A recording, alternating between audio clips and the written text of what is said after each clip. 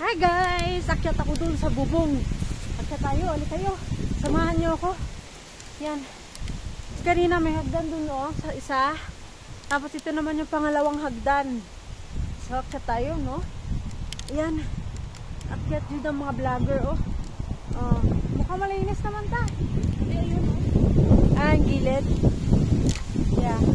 Okay yung plastic na. Ayan, yan. Okay. Yan. Lilinis tayo ng bubong, guys. Nasa bubungan tayo. Maglilinis ngayon. Linis tayo, guys.